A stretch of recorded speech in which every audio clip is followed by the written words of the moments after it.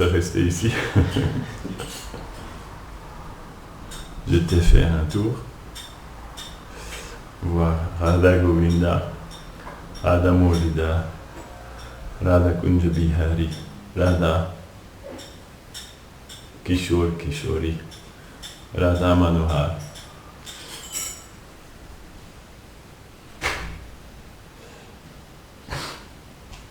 Radha Madame Mohan, ils aiment bien se manifester partout.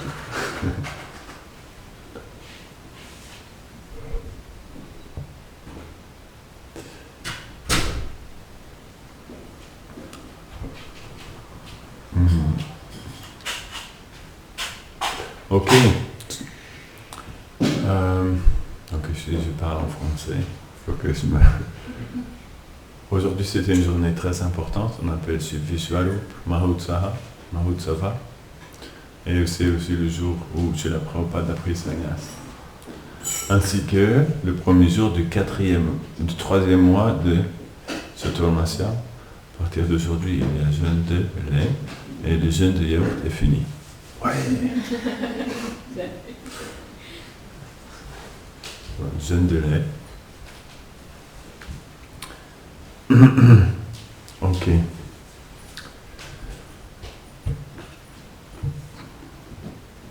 Je me demande comment organiser la classe et comment procéder pour expliquer Vishwarup Mahotsava.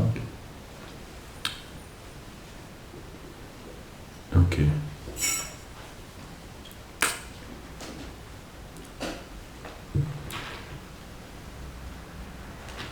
Donc quelques idées me sont venues à la fin de la matinée en chantant le Mahamantra, parce que le Mahamantra est la source de toute inspiration. Il donne les idées à expliquer pendant la classe aussi. La Bhaktisiddhanta disait c'est pas la peine de préparer vos classes, il faut juste dépendre de Krishna. C'est vrai. Alors,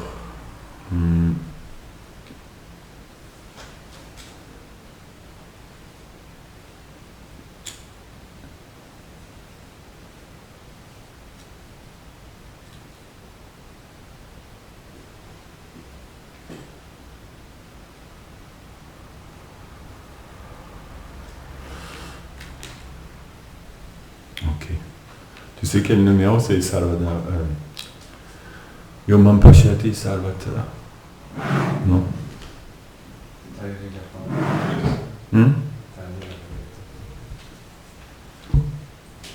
Pour l'index, tu veux dire Yomam Pashyati Sarvatra. Est-ce que l'un de vous connaît Yomam Pashyati Sarvatra?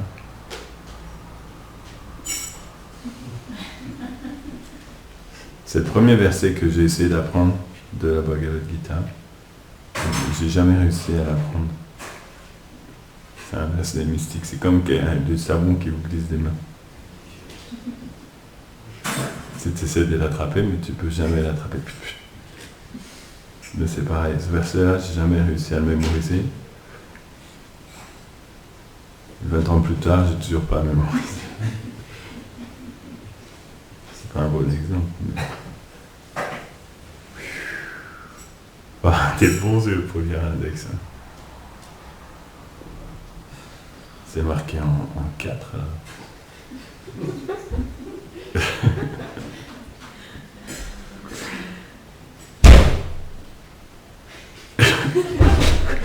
crois que je l'ai, mais je suis pas sûr.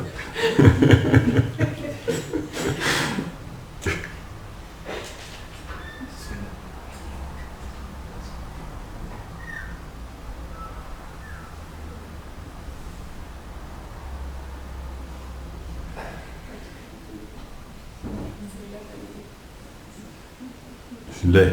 Après, il faut lire le numéro du verset. 6,30. Ça va bien lire, toi? T'as des bons yeux? Après, au moins, quand tu reviens dans le texte normal, ça te paraît gros. 6,30. Bhagavad Gita 6,30.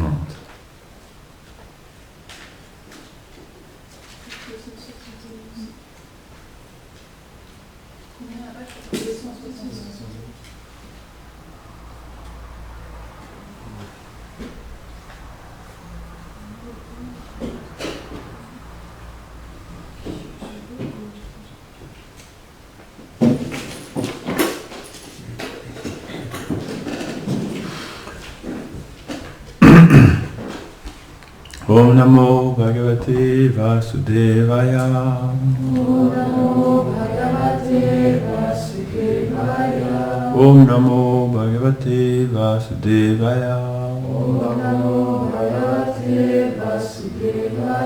Om Namo Bhagavate Vasudevaya. Om Namo Bhagavate Vasudevaya.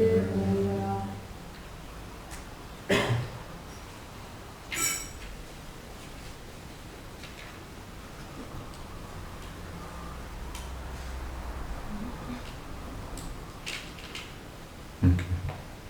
261.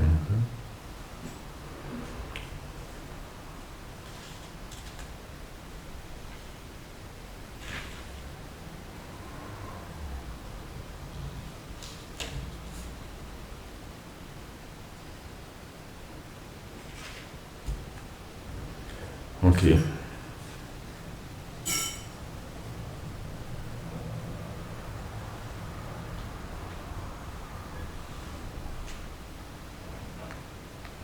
Je vais commencer avec la traduction de Prabhupada. Yomam pashyati sarvatra sarvam cha mai pashyati tasyaham na pranashyami satchamena pranashyati. Quelqu'un veut répéter? Yomam pashyati sarvatra sarvam shamai pashyati tasyaham na pranashyami satchamena pranashyati.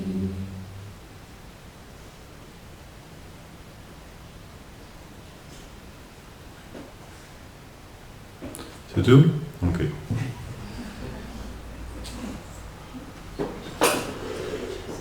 Qui me voit partout et voit tout en moi n'est jamais séparé de moi, comme jamais non plus je ne suis séparé de lui. C'est un verset qui peut être pris à plein de niveaux différents.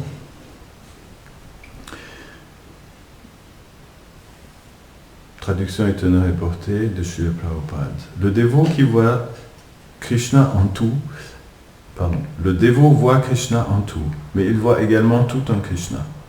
De prime abord, il peut sembler que le dévot observe simplement diverses manifestations matérielles, mais en vérité, il est en leur présence toujours conscient de Krishna, car il sait que tout est la manifestation de son énergie. Le principe fondamental de la conscience de Krishna est que Krishna est le Seigneur de tout ce qui est, et que rien ne peut exister sans lui. Être conscient de Krishna, c'est développer l'amour divin en soi. C'est connaître cet état de conscience qui transcende même la libération. À ce stade qui dépasse la simple prise de conscience du soi, le dévot ne fait plus qu'un avec Krishna, en ce sens que le Seigneur est devenu tout pour lui et qu'il ressent la plénitude de l'amour de Dieu. C'est ça que ça veut dire faire plus qu'un avec Krishna. Prabhupada explique, ça veut dire que Krishna devient tout pour nous. À partir de ce moment-là, on ne fait plus qu'un avec Krishna. Okay. Il ressent la plénitude de l'amour de Dieu. Une relation intime s'établit ainsi entre le Seigneur et son dévot. Ce niveau atteint, il ne va ni se fondre en Dieu, ni perdre de vue la personne suprême. En effet, fusionner avec Dieu équivaut à anéantir sa personnalité spirituelle, ce que le dévot ne veut pas. La Brahma Samhita 5.38 enseigne à ce propos. Pramanjano Shurita Bhakti Virochanina Shanta Shadaiva Ridayeshu Virokayanti Yam Shama Sundaram Achinta Gunaswarupam Govindam Adipurusham Tamaham Vajami. J'adore Govinda, le Seigneur originel. C'est lui, dans sa forme éternelle de Shama Sundar, que voient au fond de leur cœur les dévots dont les yeux sont empreints du baume de l'amour. Une fois ce stade atteint, Krishna ne se dérobe jamais à la vue de son dévot, pas plus que ce dernier ne le quitte des yeux. Il en est de même pour le yogi qui s'attache à sa vision interne, à la forme du Paramatma. Il devient un pur dévot et ne peut supporter de vivre un seul instant sans voir Dieu dans son cœur. Donc, dans son commentaire, Bhakti Swarup Damodar Maharaj a suivi dans les traces de Prabhupada, puisqu'il explique la même chose. C'est la nature des Vaishnavas. Ce verset révèle qu'il en est de même pour un yogi qui s'attache intérieurement à la forme du Seigneur en tant que l'âme suprême présente dans son cœur. Une fois ce stade atteint, jamais plus Krishna ne se cache à son dévot, pas plus que celui-ci ne le quitte des yeux. Il l'a copié là, carrément, non? C'était la même phrase, non?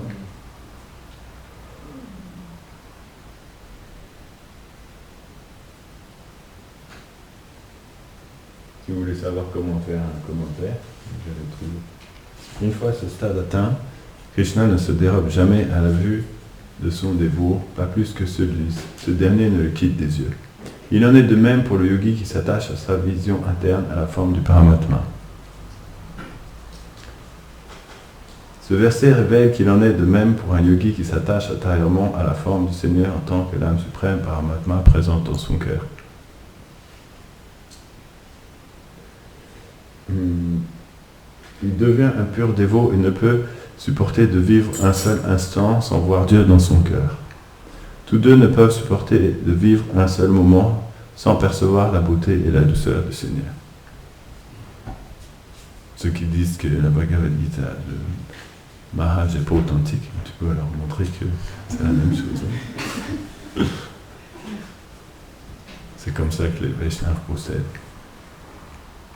Om Agyanati Mirandasya Ganam Janam Shalakaya Chakshurunmiritam Yena Tasmai Shigurave Namah Shri Chaitanya Manobhistam Stapitam Yena Bhutare Swayam Rupa Kadamayam Dadati Svapadantikam Namo Mahavadanyaya Krishna Prema Pradayati Krishnaya Krishna Chaitanya Namne Gorad Vishe Namah Shri Krishna Chaitanya Prabhu Nityananda Advaita Gadadhara Shivasati Gaura Hare Krishna, Krishna Krishna, Hare Hare, Hare Rama, Rama Rama, Hare Hare. Vanchakalpatarubhyascha, Vipasindubhyevacha, Patitanam Pavanebhyo, Vaishnavibhyo Namo Namaha, Mukam Karuti Vatsalam Pangom Nagete, Yat Kripam Tamaham Vande Shiguru Dinakaranam. Une fois, j'avais fait la même comparaison entre le commentaire du Bhagavatam de Prabhupada et celui de Vishwanath, et j'avais vu que dans certains teneurs portés, c'est exactement copié aussi comme ça. C'est le principe de la Guru Parampara. Répéter tel quel, c'est pour ça qu'elle a écrit la Bhagavad Gita telle qu'elle est. Répéter tel quel les enseignements de son maître spirituel, qui répète les enseignements de son maître spirituel, qui répète les enseignements de son maître spirituel jusqu'à Krishna. Donc aujourd'hui, nous sommes le jour de Vishwarup Mahotsava. J'ai un ami qui s'appelle Mahotsaha, alors je confonds. D'ailleurs, tout le monde l'appelle Mahotsava, parce que personne ne connaît Mahotsaha. Tout le monde l'appelle Mahotsava. Mahotsava, ça veut dire le grand festival. Quand il y a un festival, on appelle Mahotsava. Et Maha Utsaha, ça veut dire celui qui est empli d'une immense enthousiasme. Utsaha, c'est l'enthousiasme. Comme c'est quelqu'un de très très enthousiaste, son maître spirituel l'a appelé Mahotsaha. Parce qu'il distribue beaucoup de livres chaque jour. Énormément de livres. Hein. L'année dernière, à New York, le jour de Jamastami, il a distribué 108 Bhagavad Gita.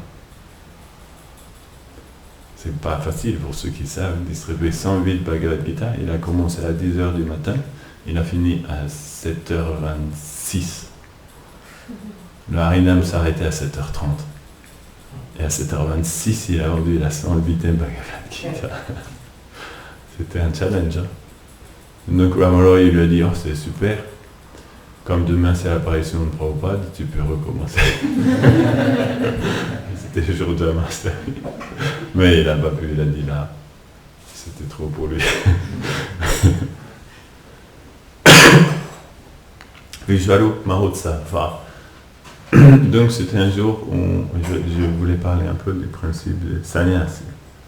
Sannyas, puisque Vishvarup était le frère du Seigneur Chaitanya Mahaprabhu, qui prit sannyas. En fait, il a quitté Navadvip pour prendre sannyas. Chaitanya Mahaprabhu apparu sur la terre de Navadvip il y a 500 ans, un peu plus maintenant. C'était 1486 du calendrier chrétien, 1486. 18 février 1486. Et il est apparu dans la maison de Jagannath Mishra, Sachimata, qui était des émanations partielles de Nanda et Yashoda. Lorsque Krishna apparaît sur terre, en fait, il vient toujours avec ses associés qui prennent différentes formes pour l'accompagner dans ses divertissements. Ainsi, Nanda et Yashoda se manifestent en tant que Jagannath Mishra et Sachimata. Et Balaram se manifeste sous la forme de Nityananda, mais aussi simultanément sous la forme de Vishvarup, le frère aîné de Chaitanya Mahaprabhu. Et le jeune Vishvarup, il était simplement intéressé par entendre parler de Krishna et méditer sur Krishna. Il a passé sa journée entière à écouter Advaita Acharya, donner des enseignements sur la Bhagavad Gita. Il allait à Shantipur pour écouter Advaita Acharya. À tel point qu'au bout de quelques années, il a décidé de prendre sannyas. Et c'était dur pour Mère Sachi, elle a même accusé Advaita d'avoir détourné son fils, prendre sannyas. Et puis Vishvarup donc est parti. Il a quitté Navadvip, la maison de Jagannath Mishra, Sachimata, et son jeune frère, Nimai. Et on l'a plus jamais revu. Quelques années plus tard, lorsque le Seigneur Chaitanya Mahaprabhu a décidé lui aussi de prendre sannyas, il a pris pour excuse de dire que non, c'est pas tout à fait à ce moment-là. Et après avoir reçu sannyas de Keshav Bharati, il est parti à Jagannath Puri. Et là, une fois arrivé à Jagannath Puri un matin, Chaitanya Mahaprabhu a réuni ses dévots et il leur a dit qu'il voulait aller en pèlerinage dans l'Inde du Sud. Bien sûr, c'était pas du tout une bonne nouvelle pour eux parce qu'il leur a dit qu'il voulait y aller tout seul.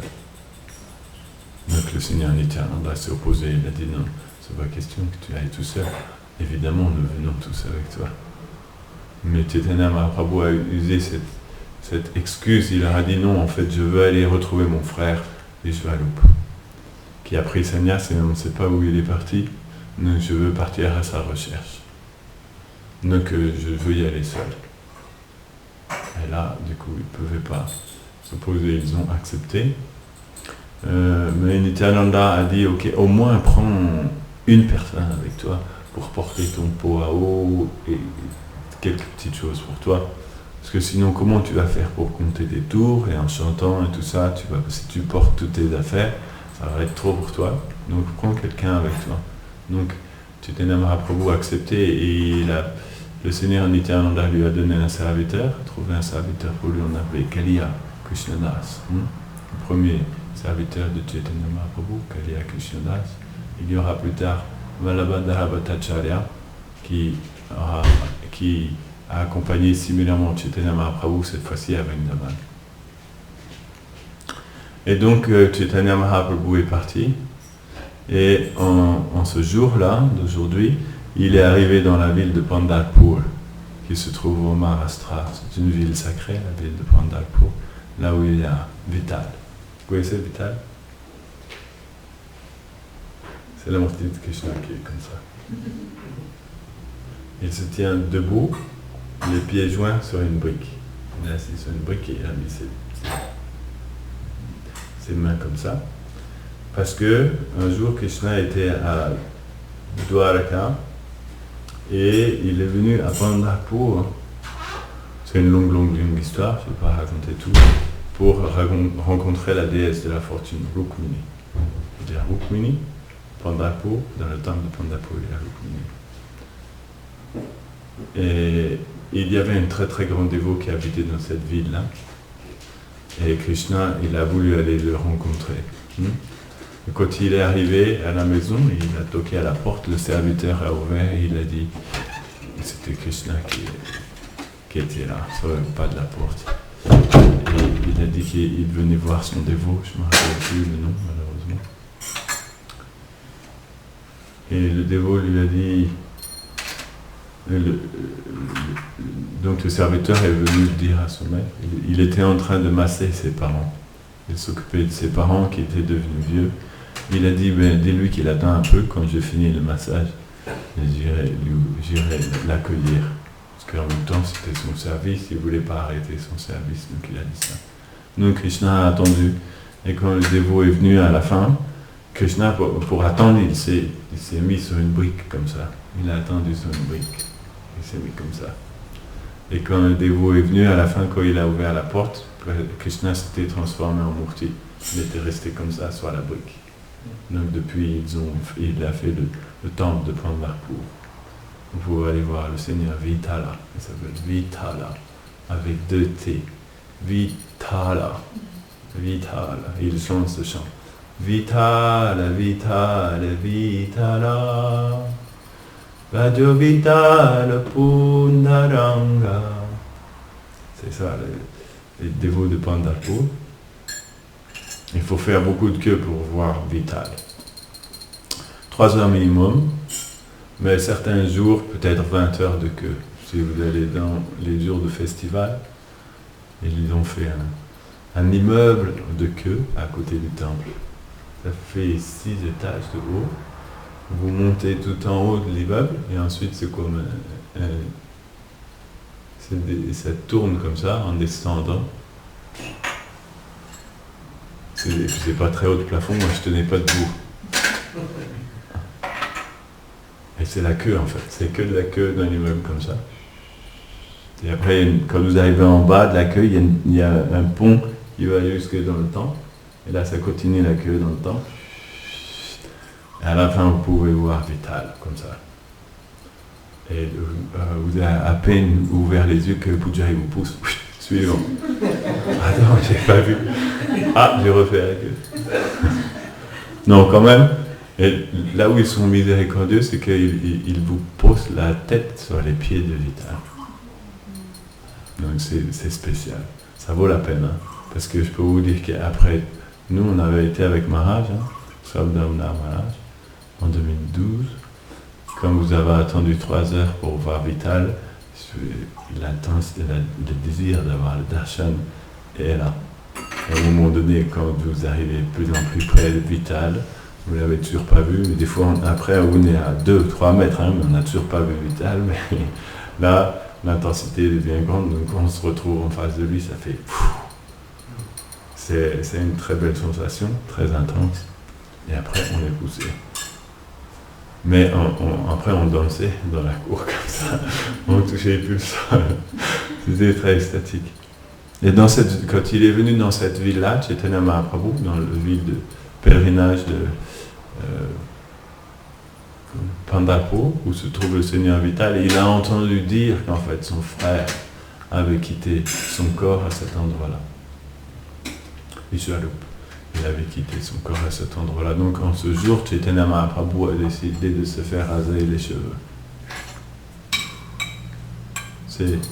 Jusqu'à ici, il s'était encore jamais rasé pendant les 4 mois de Chaturmasya. Parce que les 4 mois de Chaturmasya, normalement, on ne se rase pas les cheveux. Selon le principe védique d'autrefois. Donc, c'est le jour de Vishwarup Mahotsava. Srila Prabhupada explique dans le Chaitanya Charitamrita qu'en fait, quand le Seigneur Vishwarup, qui était le frère aîné du Seigneur Chaitanya Mahaprabhu, a quitté son corps, en fait, il s'est fondu dans le corps de Nityananda, puisqu'ils étaient la même personne finalement. C'est Balaram manifesté à deux endroits. Parce que le Seigneur Nityananda est apparu avec 4 chakras, il n'a pas pu voir les divertissements d'enfants. Chaitanya Mahaprabhu, il est aussi apparu en tant que Vishvarup afin de pouvoir voir les divertissements d'enfance. Et donc finalement, quand Vishvarup a disparu, il s'est fondu dans le corps de Sri Nityananda. Donc c'est un jour qui est lié à la prise des sannyas, et c'est pour ça que Srila Bhakti Pragyan Keshava Goswami Maharaj a décidé de donner sannyas à Srila Prabhupada. En ce jour-là, il y a beaucoup de nuits.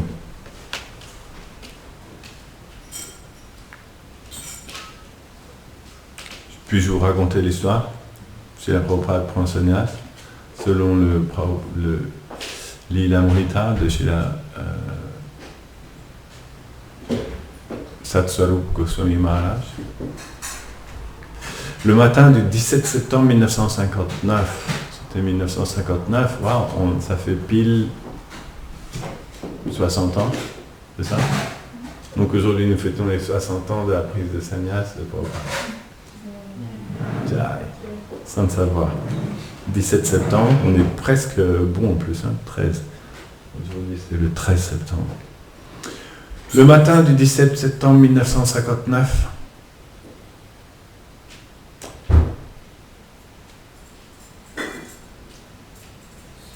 la chambre, la salle du temple, qui faisait 50 pieds par 25 pieds, on peut diviser par 3.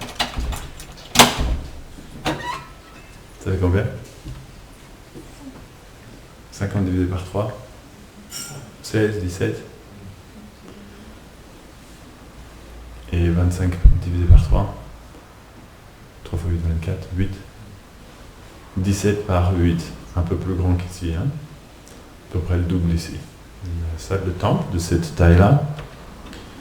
Au deuxième étage de la Keshavaji Gaudiya Math, un groupe de dévots était assis devant les murtis de Radha Krishna et du Seigneur Chaitanya. Les déités étaient habillées avec de belles couleurs, dans des vêtements royaux. Il nous met dans l'ambiance. On se trouve à Mathura, à la Keshavaji Gaudiya Math en 1959, à la salle du temple. Tu as déjà été Keshavaji Gaudiya Math à Mathura?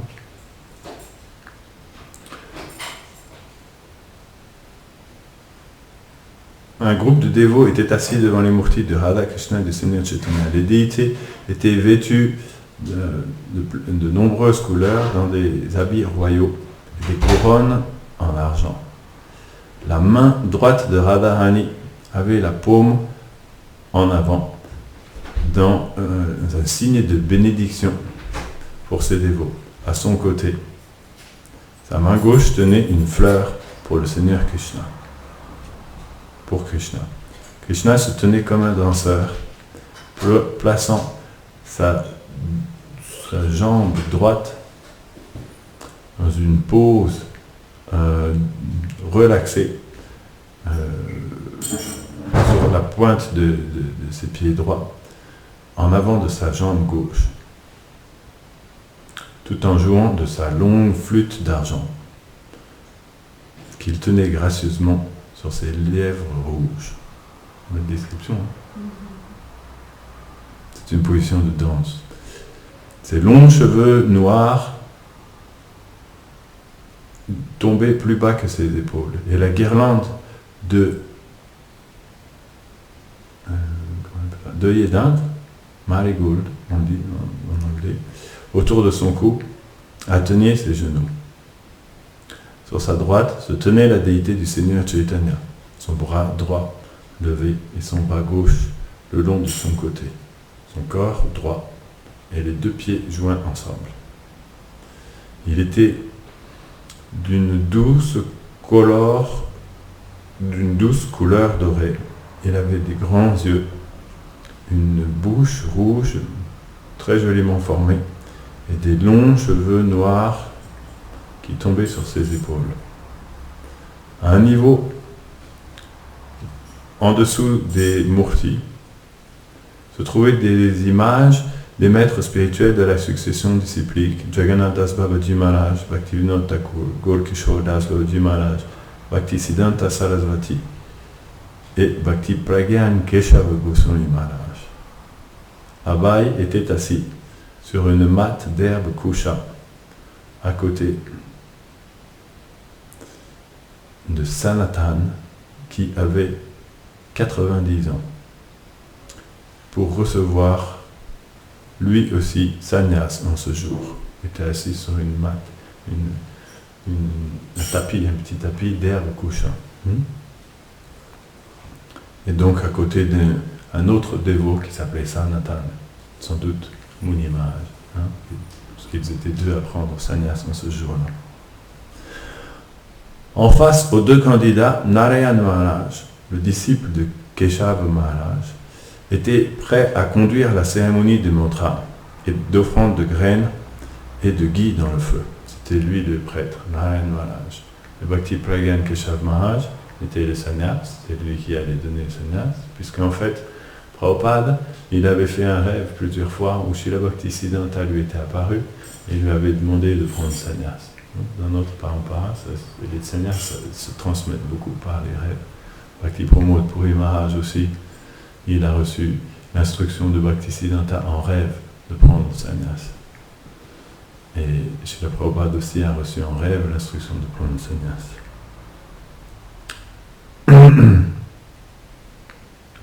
Et donc, Srila Prabhupada, après avoir reçu cette instruction plusieurs fois, un jour il a été voir Sridhar Maharaj, qui vivait dans sa maison à l'époque, à Calcutta, Sitakanta Banerjee Lane, c'était la rue à Calcutta où il y avait la maison de Prabhupada, où il avait sa pharmacie. Et au-dessus de sa pharmacie, il avait une grande pièce, ou peut-être c'était en plusieurs pièces, tout un étage en fait, qu'il n'utilisait pas.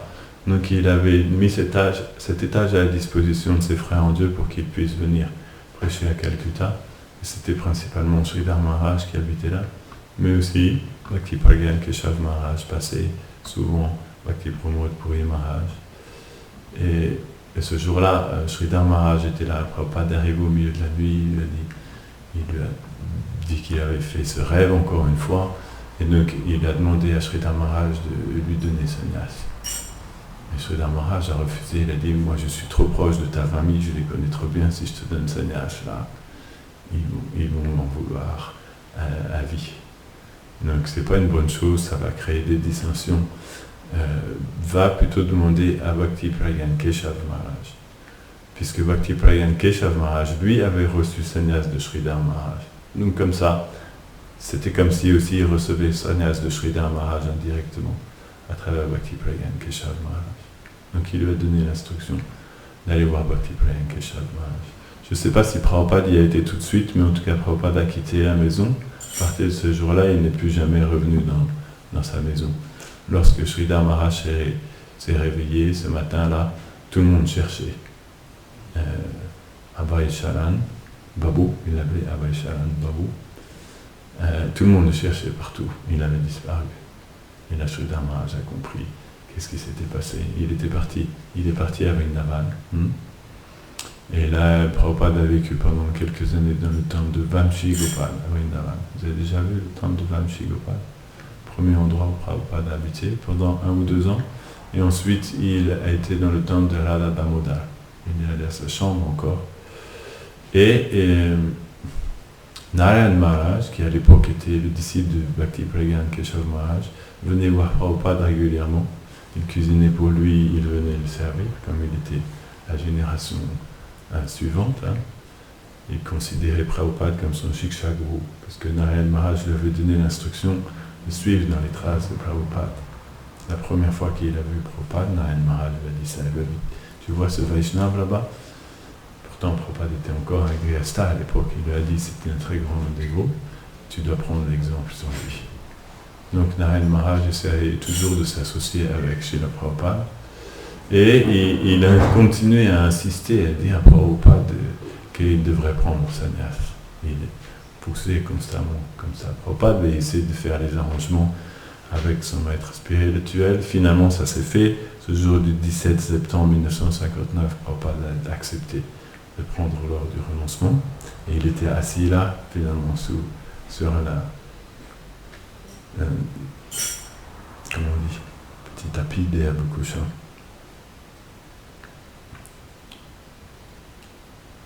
À Kinshana Krishnadas Babaji Maharaj, le frère en Dieu de Abhay, donc Abhay c'est le nom de Prabhupada, connu pour son doux chant, jouait du mridanga et chantait des bhajans Vaishnav. Assis sur un asana élevé, sa sainteté Keshav Maharaj présidait. Étant donné que personne n'avait été invité et que personne n'avait été véritablement informé, simplement les quelques habitants de la Mat participèrent. Donc c'était dans l'intimité, hein, il n'y avait pas beaucoup de monde, juste avec les quelques personnes qui étaient là. Narayan Maharaj chanta les mantras requis, puis se rassit silencieusement, pendant que Keshav Maharaj donna une classe. Puis, à la surprise de tout le monde, Keshav Maharaj demande à Abhay de parler. Abhay ne s'était pas attendu à cela. Parce que normalement, quand on prend sannyas, c'est pas nous qui parlons, c'est le maître spirituel qui parle. Mais là, il lui a demandé de parler. Et donc, il ne s'était pas attendu à cela. Donc, il regarda autour de lui les dévots qui étaient regroupés. Il comprit que la langue commune de l'audience était le hindi. Seul Keshav Maharaj et quelques autres parlaient en anglais. Cependant, il savait que son devoir était de parler en anglais, donc il a parlé en anglais. C'était sa mission, hein, à Prabhupada, de parler en anglais. Donc son discours de sannyas, il l'a fait en anglais, même s'il n'y avait pas grand monde qui pouvait comprendre. Après le discours d'Abhay, chaque initié reçut son sannyas danda.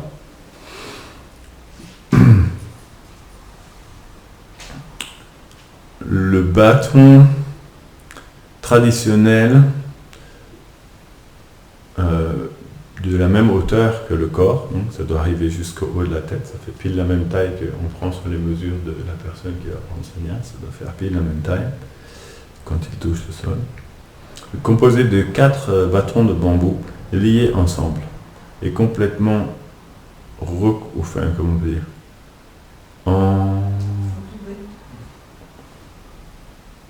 entouré. Comment on dit pour une momie? Il n'y a pas un mot?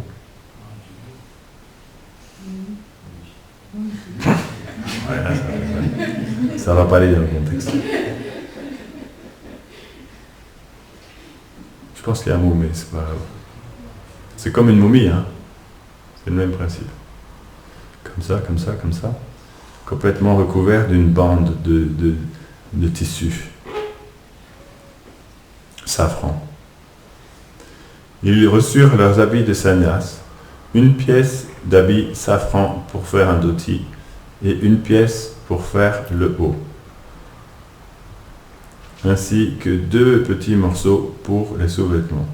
Ils reçurent aussi des nouveaux colliers de tulasi et le sannyas mantra.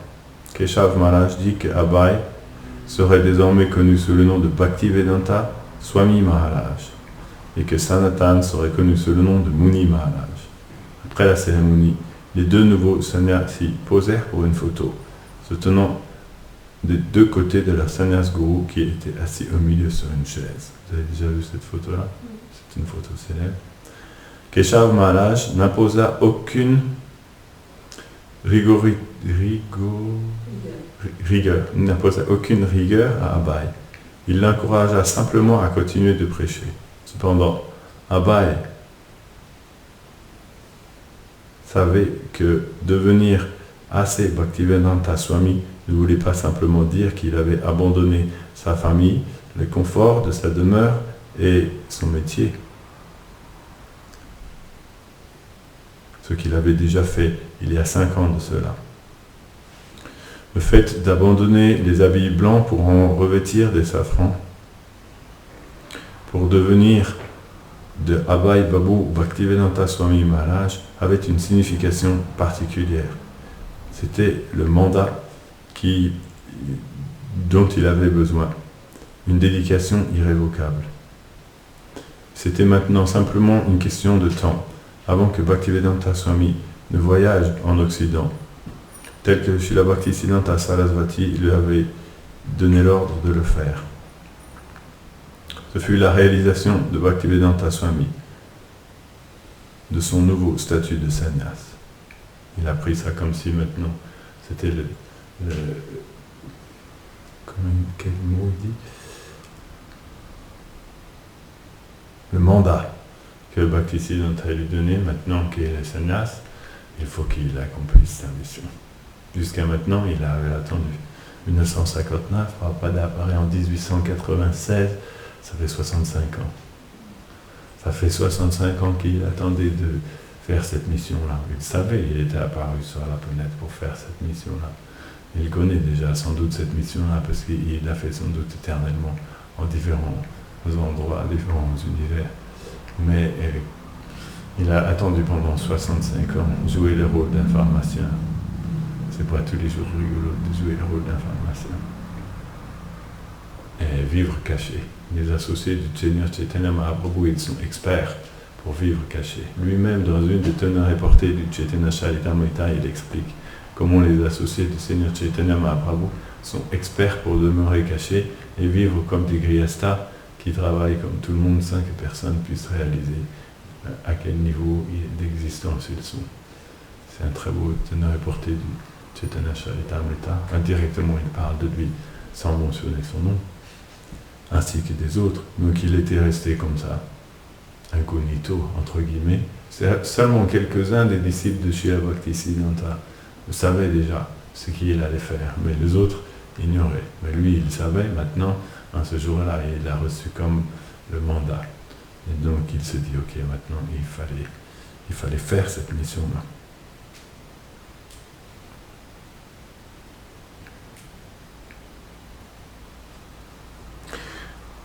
Le journal de la Gaudiya Math raconta l'initiation et inclut un résumé des événements majeurs de la vie de Srimad Bhaktivedanta Swami Maharaj. L'article concluait: en voyant son enthousiasme et sa capacité pour écrire des articles en hindi, en anglais et en bengali, Bhaktisiddhanta Sarasvati Maharaj lui donna l'instruction de prendre l'ordre du Tridandi Sannyas.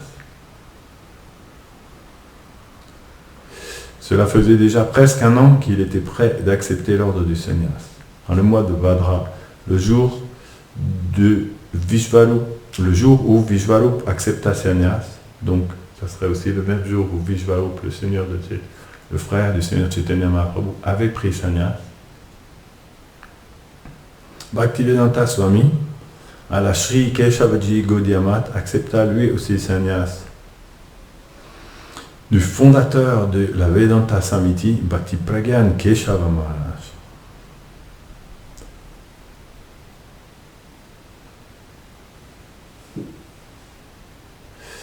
Le fait de le voir accepter cet ashram de renoncement et de voir ce divertissement pour accepter l'ordre du renoncement nous a permis d'atteindre une grande affection et un grand enthousiasme. Donc ça, c'est un extrait de la biographie de Srila Prabhupada écrite par Satsvarup Maharaj. Donc c'est très intéressant puisque donc, Prabhupada a pris sannyas le même jour que Vishvarup a pris sannyas. Et Sridhar Maharaj plus tard expliqua qu'en fait Srila Prabhupada avait été mis en puissance par le Seigneur Nityananda. Vishvarup est le même Seigneur Nityananda qui a pris sannyas. Le Seigneur Nityananda lui aussi a pris sannyas quand il était très jeune. Je ne sais pas s'il a pris formellement sannyas, mais en tout cas il a pris sannyas de par son activité, puisqu'il a quitté son village de Ekachakra aux alentours de 12 ans, quelque chose comme ça. Il est parti avec un sannyasi en tant que le serviteur de ce sannyasi. Beaucoup de Vaishnavas disent que le sannyasi en question c'était Vishvarup, le frère aîné du Seigneur Chaitanya. Certains autres disent que c'était Madhavendra Puri, mais c'est moins probable par rapport si on recolle les différents événements, mais le Chaitanya Bhagavata ne mentionne pas le nom de ce sannyasi. De façon générale, on conçoit que c'était Vishwarupa qui est venu dans son village pour le chercher. Et donc Prabhupada a pris le sannyas en ce jour-là. C'est comme pour montrer au monde cette connexion qu'il avait avec le Seigneur Nityananda et de sa mise en puissance, de manière qu'il représentait l'énergie de compassion, l'énergie de miséricorde du Seigneur Nityananda, que sa mission d'aller prêcher en Occident, c'était en fait comme un mandataire de Sri Nityananda. Et donc de cette manière-là, le Seigneur Nityananda s'est manifesté pleinement en son corps afin d'accomplir cette mission. Sridhar Maharaj a dit Nityananda Avesh. Il a dit que Prabhupada était devenu Nityananda Avesh. Le principe de Avesha, c'est-à-dire qu'un jiva devient mis en pouvoir par Krishna de façon très puissante, c'est-à-dire que Krishna vient habiter dans son corps directement. Nous avons Prithu Maharaj dans le Srimad Bhagavatam, le 9e chant, c'est ça ? 4e chant du Srimad Bhagavatam. Quand vous lirez le 4e chant du Srimad Bhagavatam, vous lirez l'histoire de Prithu Maharaj. Prithu Maharaj était aussi un jiva qui était mis en puissance par Krishna. Krishna est venu habiter dans son corps et il utilisait son corps pour pouvoir. Ils sont des jivas, ils sont des âmes, mais dans le corps duquel Krishna se manifeste pleinement. Nous avons différents jivas qui font ce rôle-là. Le Seigneur Vyasadeva aussi considéré comme Shaktyavesh Avatar. Et quels autres sont Shaktyavesh Avatar?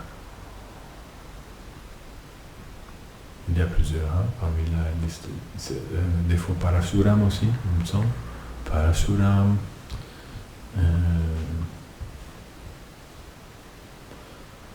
Narada Muni aussi. Ils sont des Vaishnavas en qui Krishna manifeste une puissance très particulière, au-delà de la puissance de Jiva. C'est-à-dire que Krishna vient directement se manifester pleinement à travers une personne. Donc de cette manière-là, ensuite, Prabhupada est parti aux États-Unis plusieurs années plus tard pour continuer la mission du Seigneur Nityananda. On appelle Namahat. Namahat, c'est-à-dire de distribuer le Saint-Nom de Krishna partout. Le Seigneur Nityananda, il a ouvert comme un marché pour distribuer. Hata, ça veut dire le marché, sur lequel il distribue le chant du Mahamantra à tous les êtres vivants selon la foi de chacun. Shraddhavan Janahi, c'est-à-dire que il vend à tout le monde le Saint-Nom de Krishna selon le prix que chacun est prêt à payer. Et Srila Bhaktivinoda Thakur a écrit un très beau livre qui s'appelle Shigoduma Kalpatavi. Il explique en fait, selon la profondeur de la foi que chaque personne a, cette foi est comparée à une pièce ou 2 pièces ou 4 pièces ou un écu de cuivre ou un écu d'argent ou une pièce en or.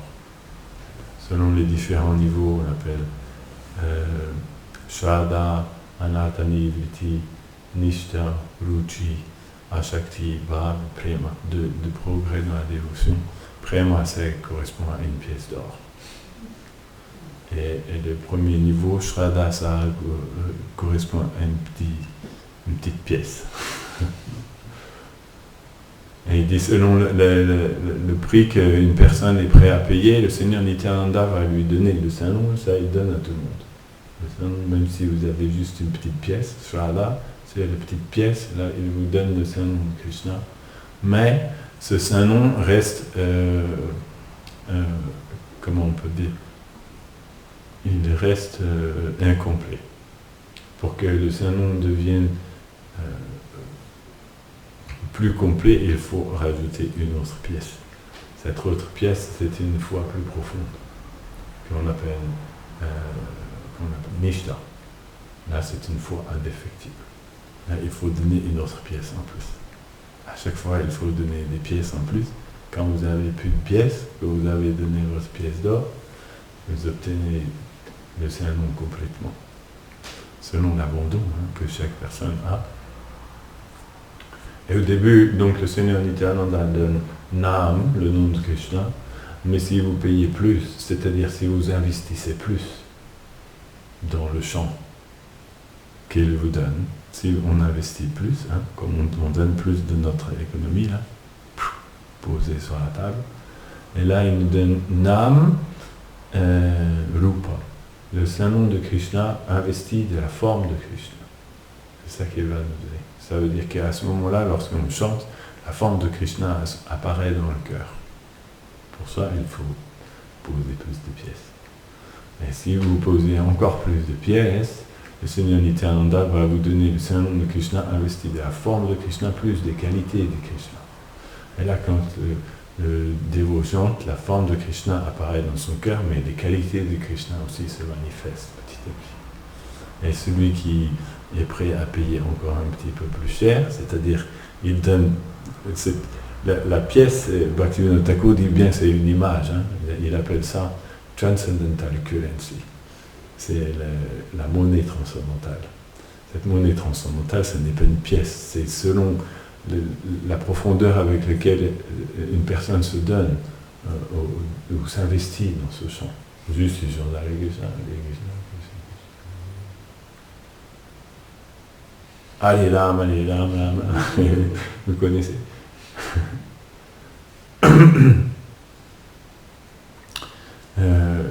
Là, il n'y a pas beaucoup d'investissement, l'investissement est peu profond.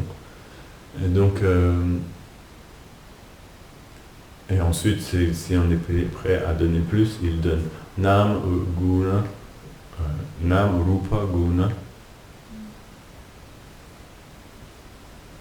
Bhava. Rupa, c'est la forme à partir du moment où quelqu'un atteint à Shakti, Rupa apparaît à Nishta, ensuite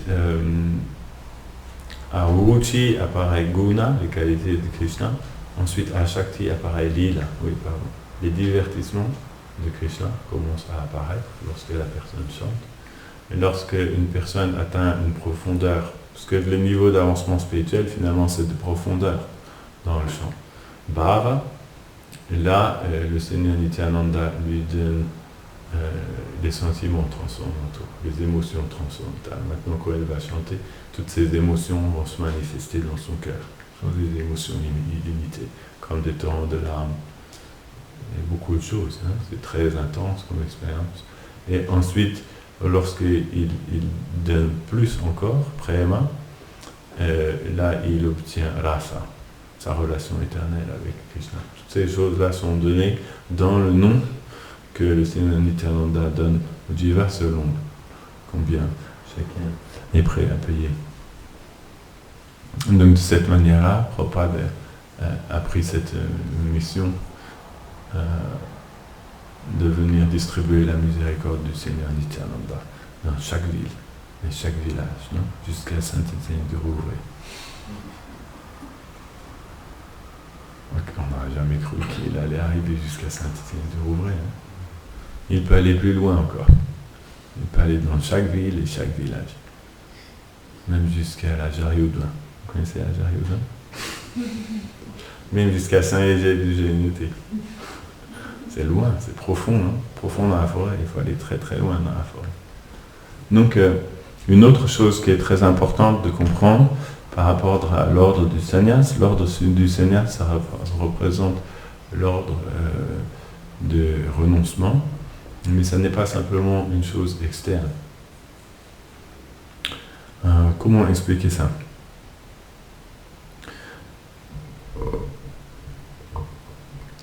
Cette année, Shiva Maharaj expliquait ça le jour de son... Je ne sais plus pour quelle raison exactement.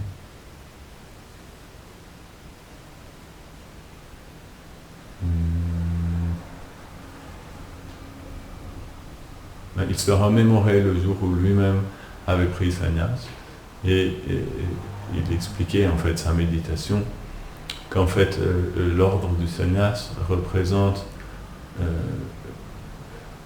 le niveau où en fait l'être vivant s'offre complètement à Krishna. Et il expliquait que de cette manière-là, sannyasa veut dire à tout abandonner. Donc nyasa veut dire abandonner. Et sam veut dire complètement, comme dans Sankirtan. Sam veut dire complet. Lorsque quelqu'un abandonne tout pour Krishna, on appelle sannyas. Et il expliquait que le meilleur exemple de ça, c'est les gopis de Vraj. Lorsqu'ils ont entendu la flûte de Krishna, ils ont tout abandonné. Et il dit ça, c'est l'exemple suprême du sannyas. Même si c'était dans la nuit, elles sont parties au milieu de la nuit, comme ça, courir dans la forêt, complètement noire. Ils ont abandonné leur demeure, leurs époux, leur famille, tout le dharma, ils ont abandonné le dharma. Parce que quand une jeune fille part dans la forêt courir pour rencontrer un jeune homme, et au niveau de la société védique, cette jeune fille-là, elle est terminée, elle est finie, elle perd toute sa position, non ? Il faut comprendre qu'est-ce qu'était la société védique il y a 5000 ans. Hein. C'est pas la peine qu'elle essaye de rentrer chez elle le lendemain matin. Ou s'il la accepte, elle aura perdu son statut. Dans tous les cas, ça va changer beaucoup de choses dans sa vie. Mais elles n'ont pas hésité. Simplement, lorsqu'elles ont entendu la flûte de Krishna, ils ont tout abandonné. Elles sont parties comme ça. Ça, c'est ce qu'on appelle l'attraction spontanée pour Krishna. Lorsque le désir de servir Krishna devient si intense que plus rien d'autre n'est important, tout le reste devient complètement insignifiant à côté, une personne est prête à tout abandonner, même son bonheur dans cette vie et son bonheur dans la vie suivante. Parce que lorsqu'elles sont parties comme ça voudrait dire que c'est pas la peine de penser que tu vas atteindre les planètes zédéniques dans la vie suivante, parce qu'ils ont abandonné le dharma aussi. Et ça veut dire que dans cette vie aussi, ça va être difficile d'atteindre les bonheurs que les gens appellent d'habitude les 4 buts de la vie humaine, non ? Artha, Kama, Artha, Dharma, Kama, Moksha. Dharma, Artha, Kama, Moksha. La religiosité, le développement économique, le plaisir des sens et la libération. Ils ont abandonné tout ça. Ils ont abandonné Dharma, ils ont abandonné Artha, ils ont abandonné Kama, le plaisir des sens, et Moksha, même la libération. Lorsque un jiva est prêt à tout abandonner pour Krishna, il le prend sannyas. Je voulais dire quelques petites choses par rapport à ça. Il faut que je retrouve les idées.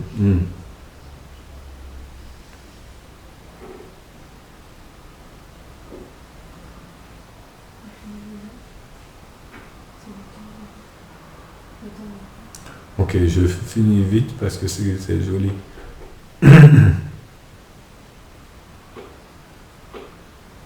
Donc de la même manière en fait que les gopis ont abandonné tout en ce soir-là, c'était Sharat Purnima, hein. L'ordre du sannyas, ça représente ça. Lorsque une personne abandonne tout et elle part dans la forêt obscure, hein, en abandonnant même la possibilité de trouver la libération. Lorsqu'en fait, il laisse toute son existence matérielle loin derrière lui. Simplement, il considère même que la libération est quelque chose d'insignifiant. Il ne s'intéresse même plus à atteindre la libération. Non ? Juste pour le plaisir de Krishna. Il considère que la libération, c'est comme une coquille d'huître, une coquille d'huître vide. Non ? Les Français disent une coquille d'œuf, mais on n'a pas la même culture, c'est pour ça. Parce que dans les huîtres, il y a des perles, donc les Vaishnavas, ils sont plus poètes que les Français, quelque part. Une coquille d'huître vide. Pour eux, atteindre la libération, ça n'a même plus aucun intérêt, non ? La seule chose qu'ils veulent, c'est atteindre les divertissements éternels de Radha et Krishna dans les forêts de Vraj. Elles sont prêtes à tout abandonner pour ça. Absolument tout. On appelle ça la poursuite de Krishna. En sanskrit on dit abhisara. C'est de la même manière, et lorsque Radharani part, les gopis partent dans la nuit comme ça, en courant, on appelle ça abhisara. Elles partent à la poursuite de Krishna. Très difficile de trouver Krishna dans la forêt sombre de Vrindavan. Elles n'ont même pas réfléchi à ça.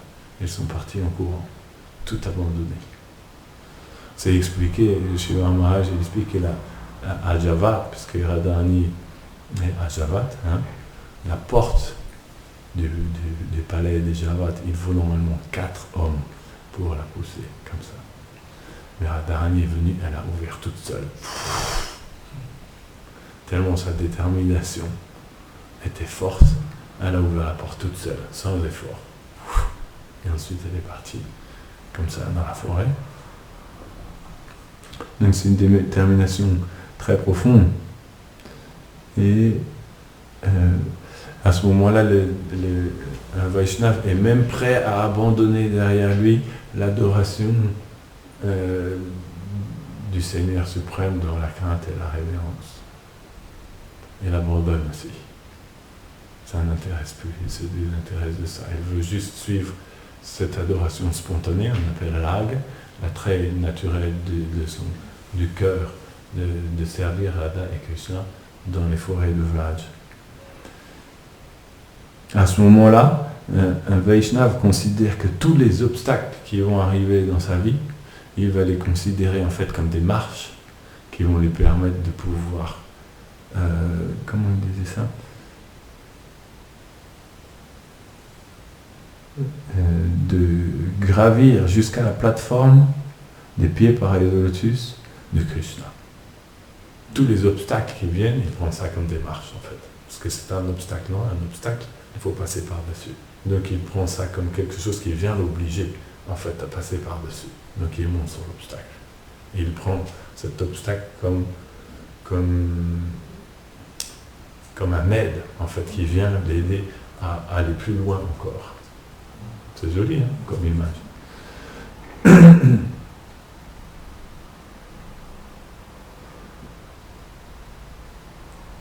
Et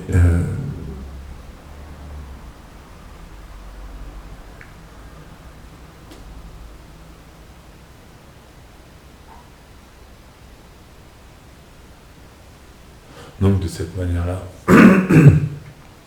les gopis de Vrindavan ont tout abandonné comme ça pour Krishna. Et là, ils sont arrivés dans la forêt. Ils avaient complètement tout abandonné. On appelle ça sannyasa.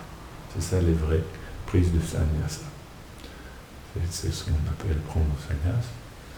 Et Krishna, le résultat, Krishna leur a dit Na parayeham niravadya samvyuta. Comme il dit après. Swasadu kritam vibuddha yusapiva. Yoma bhajan turjara. Shrinkara. Sambrishatadva patiyatu sadhana. Il leur a dit, même si j'avais une vie longue comme la vie de Brahma, je ne serais pas capable de vous rembourser pour ce que vous avez fait. Pour le niveau de sacrifice que vous avez manifesté pour pouvoir me servir. Non? Krishna s'est senti incapable de les rembourser. Ça c'est profond. Ils ont vaincu Krishna. Ils ont vaincu Krishna qui avait dit dans la Bhagavad Gita Yatamam prapajyanti tam stateva bhajamya. Selon qu'une personne s'abandonne à moi, je réciproque. Et là Krishna dit là, malheureusement, je ne peux pas réciproquer. Pourtant il est Krishna. Non?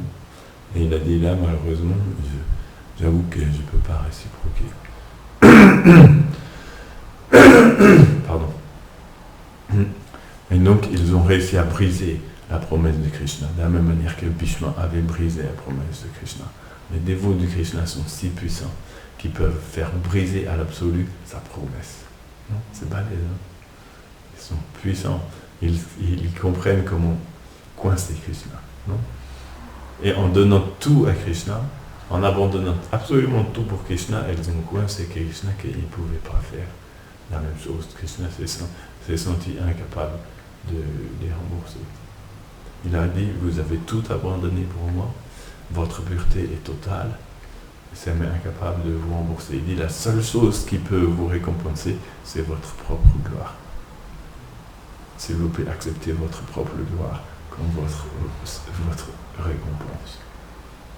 Intéressant, hein? Parce qu'il a dit, c'est la seule chose qui peut vous récompenser. Moi, de mon côté, je ne peux pas vous récompenser.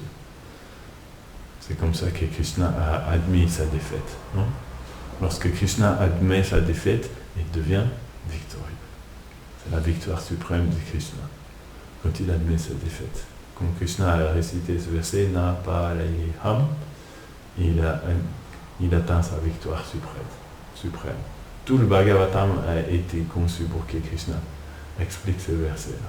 Na Palayham. Il a mis en scène tous ces divertissements de Vraj, Krishna, pour pouvoir expliquer cette chose-là. C'est comme le point central du Bhagavatam, où Krishna admet sa défaite. Et en admettant sa défaite, il devient victorieux. Parce que quand l'absolu admet qu'il est vaincu, par cette admission-là, il captive le cœur de tout le monde. Parce que là, lorsque Krishna admet qu'il est vaincu, tout le monde devient vaincu. C'est pas possible de résister à la douceur et à la beauté comme Krishna admet qu'il est vaincu. Comprenez ce que je veux dire? Là, Krishna inverse complètement les rôles. Et il dit finalement, vous m'avez vaincu. Je suis incapable de vous rembourser. Et lorsqu'elles ont entendu ça, elles ont regardé dans leur cœur et là, elles ont réalisé qu'elles étaient vaincues. Il a vaincu tout le monde en admettant sa défaite. Parce que c'est sublime, non? Lui qui est l'absolu, qui peut tout faire, qui contrôle tout, il admet. Mais il ne fait pas ça semblant. Il l'a dit véritablement. Ce verset, il l'a dit véritablement. Quand Krishna dit quelque chose, c'est à 100%. La plupart du temps.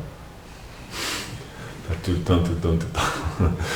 Il y a des fois où c'est aussi pour le jeu. Mais là, dans ce cas-là, il l'a dit véritablement de tout son cœur. Et le fait qu'il a dit ça, elles sont devenues encore plus vaincues par Krishna. C'est ça le divertissement éternel de Vraj. C'est qu'à chaque jour, c'est comme une compétition. Qui sait qui va mettre dans cette compétition? Chacun ne cherche pas à devenir le vainqueur, mais le perdant. Chacun cherche. Krishna cherche à perdre. Et les associés du Krishna aussi, ils cherchent à perdre. Parce que dans le royaume transcendantal de Vraj, il y a plus de félicité à être vaincu qu'être victorieux. Donc c'est le principe de Sanya, c'est quand le Jiva admet qu'il est vaincu complètement. Il donne tout à Krishna. Et de cette manière-là, il peut obtenir la grâce de Krishna.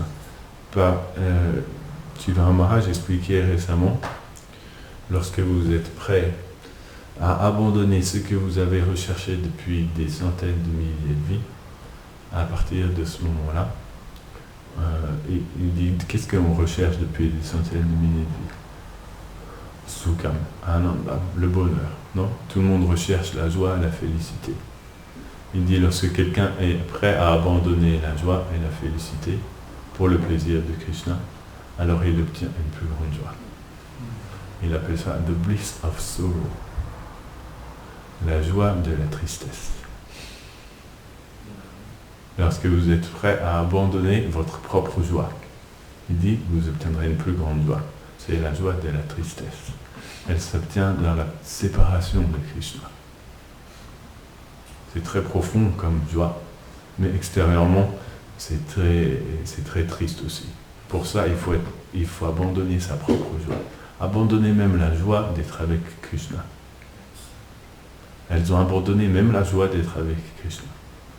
Après, Krishna est parti, non?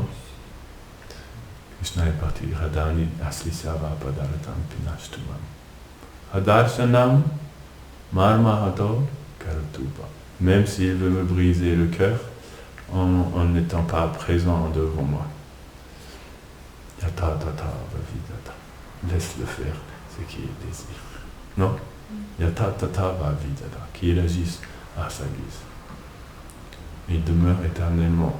Mat prananatas, tout ça est vraiment. Prananata, ça veut dire celui qui me permet de respirer, celui qui me permet de vivre. Dans tous les cas, il est le soutien de ma vie. Quoi qu'ils doivent faire. Non? Après, les gopis ont accepté que Krishna parte. Krishna est parti à Mathura. Ils ont vécu ce qu'on ensuite appelle the bliss of sorrow. Ils ont abandonné même leur propre bonheur d'être avec Krishna. Ils ont accepté. Non? En ce moment, je suis en train de lire le Amsadutta de Srila Rupa Goswami.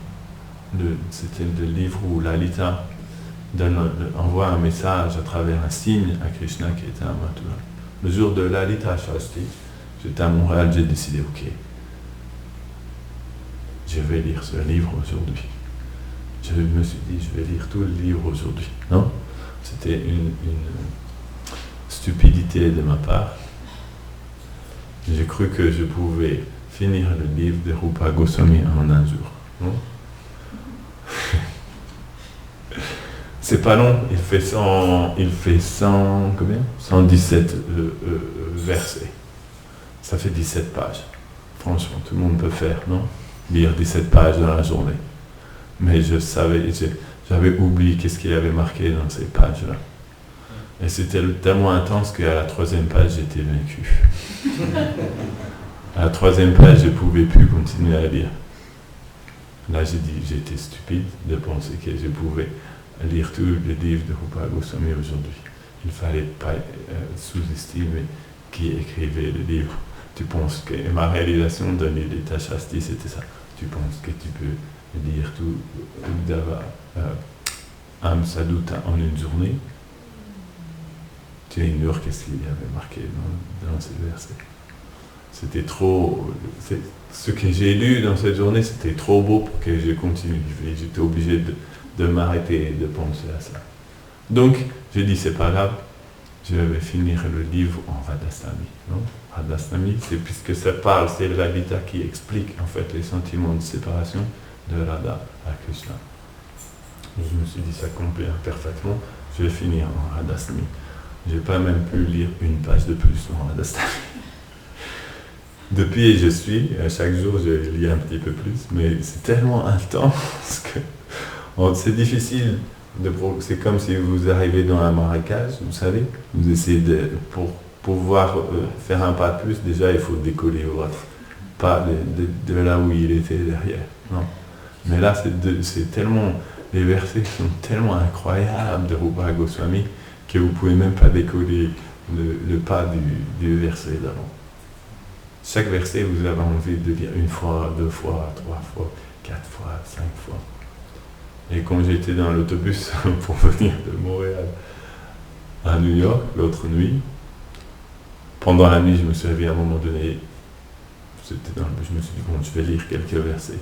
C'est tellement incroyable que j'ai refermé aussitôt. J'ai vu un verset, j'ai refermé aussitôt. Non? Je vous invite, si vous voulez comprendre qu'est-ce que le fait d'abandonner sa félicité pour Krishna, vous pouvez lire Amsadutta. Dans votre vie, faites comme un but qu'un jour vous allez lire Amsadutta. Si vous n'avez pas lu, vous avez perdu quelque chose dans ce monde-là. C'est sans doute un des plus beaux trésors qui existent dans notre lignée spirituelle. Et là, j'ai compris pourquoi on avait dit Shri Chaitanya Mano Bhistam Stapitam Yena Bhute. Comme quoi Rupa Goswami, il avait établi le Mano Bhistam de Chaitanya Mahaprabhu sur terre. Ces versets sont tellement incroyables, ça vous cloue sur place. C'est ça qu'on dit en français. C'est à vous clouer sur place, à vous pétrifier sur place. Donc pour pouvoir finir le livre, c'est ça le problème, c'est que si vous ne devenez pas pétrifié avant la fin du livre, très dur à finir. Le premier jour où je me rappelle, j'ai lu ce livre-là, il a commencé il y a plusieurs années à Montréal, et j'étais dans le backroom de Radha Manohar, je lisais ça, et il y a un Pujari qui est venu, il s'appelle Rasanat. Un petit Bengali, très gentil, assez âgé, il a vu, il m'a dit, ah, toi tu lis Âme Sutta, il m'a dit, ben, il m'a dit bonne chance. Il m'a dit, moi je peux pas lire ce livre-là, ça me brise trop le cœur. J'avais pas compris ce qu'il m'avait dit. Je lui ai dit, bon, je vais dire, t'inquiète pas. Maintenant je comprends ce qu'il veut dire. C'est tellement intense. Ce que Rupa Goswami marque, c'est tellement intense que c'est trop, vous savez. Quand des fois on dit, ah non, là c'est trop. Là c'est trop. Ah non. Et après, le verset d'après, c'est tellement intense que la seule chose que vous pouvez faire, c'est refermer. Et dire, ok, j'ai été vaincu. Jai. Srila Prabhupada ki Jai.